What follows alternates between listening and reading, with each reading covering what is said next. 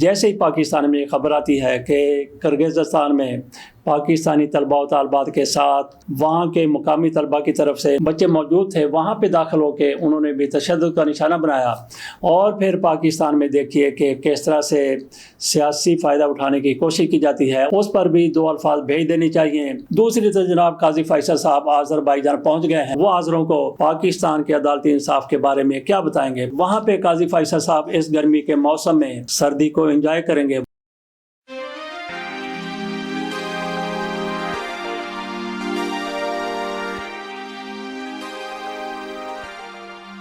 بسم اللہ الرحمن الرحیم۔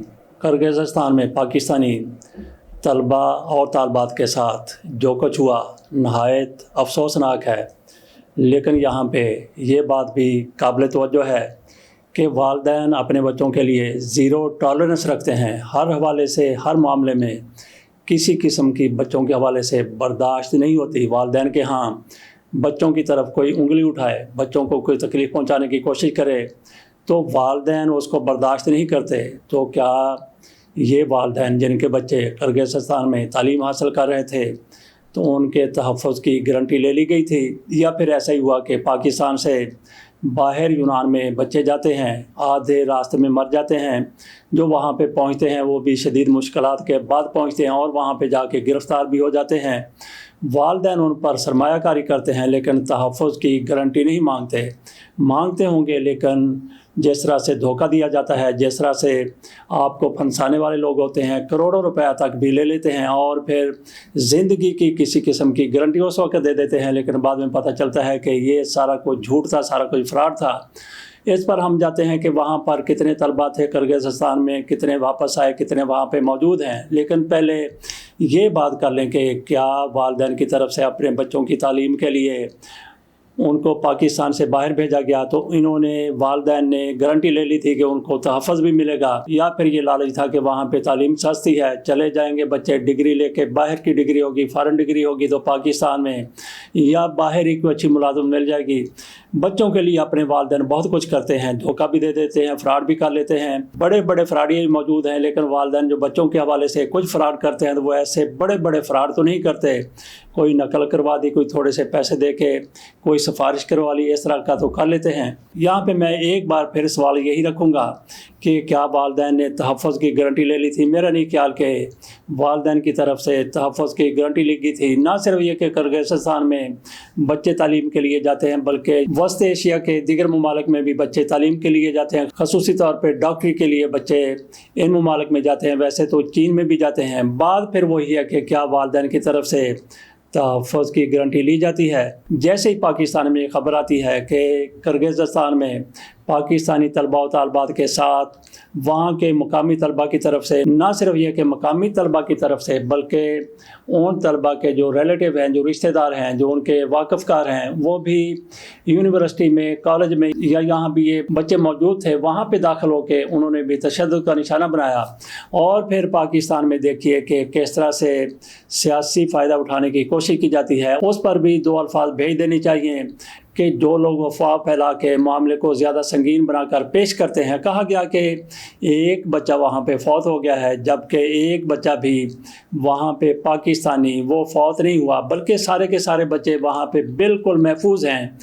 بہرحال زخمی ہوئے ہیں 5 یا 6، ان کو زخم ضرور آئے ہیں، لیکن وہ بچہ جس کا تعلق بنگلہ دیش سے تھا وہ فوت ہوا تو اس کو پاکستان کے کھاتے میں صرف اس لیے ڈال دیا گیا کہ پاکستان میں افراتفری مچ جائے اور والدین میں مزید پریشانی کی لہر دوڑ جائے، اور ایسا ہی ہوا۔ ہر پاکستانی، نہ صرف یہ کہ والدین ان بچوں کے جن کے بچے وہاں پہ تعلیم حاصل کر رہے تھے، بلکہ ہر پاکستانی یہاں پہ بیٹھا ہوا پریشان نظر آیا۔ تو یہ آخر کار ہوا کیا کہ طلباء وہ تو امن پسند ہوتے ہیں، تو ان میں کیسے ایسی شدت آ گئی کہ طلباء آپس میں لڑ پڑے، دوسرے ممالک کے طلباء کے ساتھ لڑ پڑے۔ تو کیا ان کے اندر کوئی نفرت کا لاوا پہلے سے پک رہا تھا جو اس موقع پر پھٹ گیا اور وہاں پہ اس طرح کا سانحہ پیش آ گیا؟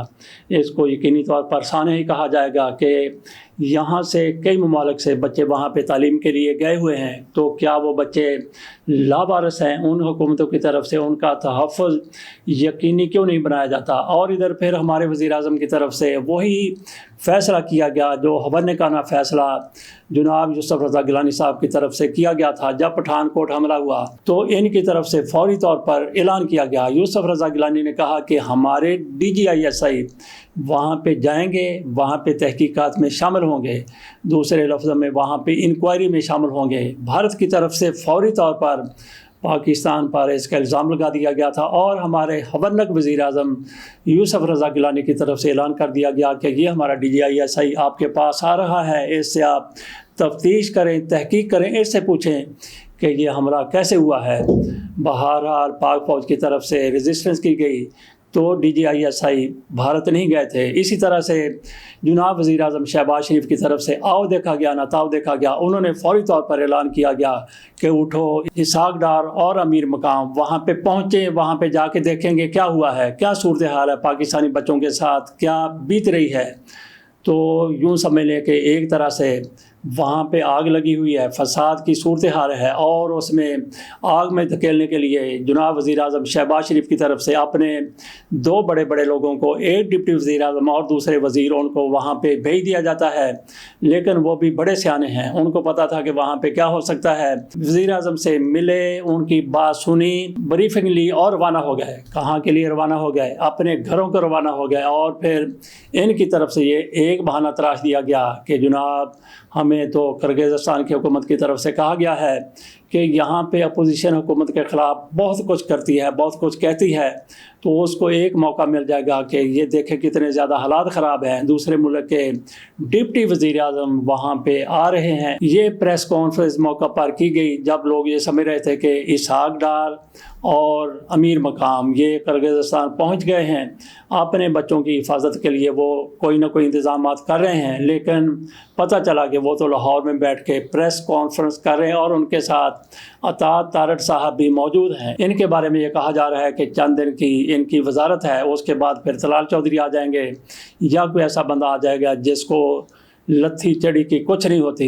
ویسے تو ان کو بھی کوئی پرواہ نہیں ہوتی کہ یہ کیا کہہ رہے ہیں، ان کے بارے میں کوئی کیا کہے گا، یہ بھی وہی بات کر دیتے ہیں جو ان کو فیڈ کی جاتی ہے۔ بہرحال وہ بھی پریس کانفرنس میں موجود تھے۔ پریس کانفرنس کس حوالے سے تھی؟ اسی حوالے سے کرغزستان میں پاکستانی طلبہ کے ساتھ جو کچھ ہو رہا ہے اس حوالے سے میں آپ کے سامنے تھوڑی سی تفسیر رکھتا ہوں اس حوالے سے جو کچھ ان کی طرف سے پریس کانفرنس کے دوران کہا گیا۔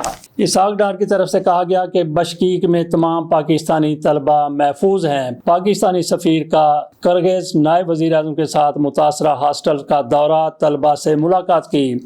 کرغز وزیر اعظم کی متاثر طلبہ سے معذرت، حملہ آوروں کے خلاف کارروائی کا اعلان، غیر ملکی طلبہ واپس جا سکتے ہیں، تمام یونیورسٹیز آن لائن امتحان لیں گی، کرغز وزارت تعلیم کی طرف سے یہ کہا گیا ہے۔ تو اسحاق ڈار کی طرف سے مزید بھی اپنی پریس کانفرنس میں کہا گیا، وزیر اعظم کی ہدایت پر بشکیک جانا تھا، کرغز ہم منصب نے حالات معمول پر آنے کی یقین دہانی کرائی، بشکیک نہ آنے کی درخواست کی، 540 طلبہ وطن واپس پہنچ گئے، 215 لاہور پہنچے۔ نائب وزیر اعظم کرغز حکام کا کہنا ہے کہ حالات بالکل نارمل ہو چکے ہیں، 16 طلبہ زخمی ہوئے جن میں 6 پاکستانی ہیں۔ ایئر فورس کا طیارہ بھی بشکیک پہنچ گیا، فلائٹ کے نمبر پورے ہونے پر واپس روانہ ہوگا۔ بنگلہ دیشی اسٹوڈنٹ کی تصویر لگا کر کہا گیا یہ پاکستانی بچہ شہید ہو گیا، خدا را ایسا مت کریں۔ وزیر اطلاعات ایوان صدر کا پاکستانی سفیر سے رابطہ، وزیر اعلیٰ KP کا بھی کرغزستان خصوصی پروازیں بھیجنے کا فیصلہ۔ یہاں پہ اہمیت کی حامل بات یہ ہے کہ اس خبر میں حکومت پاکستان کی طرف سے جو خبر جاری کی گئی ہے اس میں یہ کہا گیا ہے کہ PK کے وزیر اعلیٰ کی طرف سے بھی بشکیک میں خصوصی پروازیں بھیجنے کا فیصلہ کیا گیا ہے۔ یہ تو خیبر پختونخوا حکومت کو کہیں کا نہیں سمجھتے، بہرحال ان کی طرف سے یہ کیا گیا ہے، بہت اچھا ہے۔ باقی پاکستان میں یہ افواہ پھیلا دینا کہ ایک بچہ وہاں پہ شہید ہوا ہے، مارا گیا ہے، میں سمجھتا ہوں کہ بالکل غلط خبر کو جو پروموٹ کرنے والے لوگ ہیں وہ بالکل ہی معافی کے لائق نہیں ہے۔ وہ کسی پارٹی کی طرف سے کیا گیا ہے، کہا گیا ہے، یا پھر کسی میڈیا ہاؤس کی طرف سے ایسی افواہ پھیلائی گئی ہے۔ बहरहाल उनका नोटिस भी लेना चाहिए। दूसरी तरफ जनाब काजी फैसल साहब आज़रबाईजान पहुंच गए हैं। वो हाज़िरों को पाकिस्तान के अदालती इंसाफ के बारे में क्या बताएंगे, पाकिस्तान के इंसाफ के निज़ाम के हवाले से दुनिया को क्या बताने के लिए जनाब काजी फैसल साहब वहाँ पे गए हैं। वहाँ पे काजी फैसल साहब इस गर्मी के मौसम में सर्दी को एंजॉय करेंगे। वहाँ पे गोबाला भी एक जगह है आज़रबाईजान में, वहाँ पे हर चीज़ बर्फ़ के साथ बर्फ़ हो जाती है। आपको दरख्त बर्फ़ में लिपटे हुए नजर आएंगे, इमारतें बर्फ़ में लिपटी हुई नजर आएंगी, सड़कें बर्फ़ से ढकी हुई नजर आएंगी। काजी फैसल साहब वहाँ भी जाएंगे और काजी फैसल साहब को फिर बर्निंग माउंटेन भी दिखाई जाएगी। शदीद वहाँ पे सर्दी होती है। काजी फैसल साहब उस बर्निंग माउंटेन के सामने खड़े होकर आग सेकते हुए भी नजर आएंगे, क्योंकि वो माउंटेन, वो पहाड़ी जल रही है, उससे गैस निकलती है। तो किसी ने उसको लाइटर किसी दौर में दिखा दिया या फिर उस दौर में माचिस दिखा दी, तो कई साल से, कई दहाइयों से वो पहाड़ी जल रही है, उससे आग निकल रही है। काजी फैसल साहब उसको भी देखेंगे। मंदिर भी वहाँ पे हैं, काजी फैसल साहब उसकी भी सैर करेंगे। और काजी फैसल साहब अपने अदालती निज़ाम के बारे में वहाँ पे सैर के अलावा दुनिया को क्या बताएंगे कि हम कौन से नंबर पर इंसाफ फराहम करने के हवाले से आ गए हैं।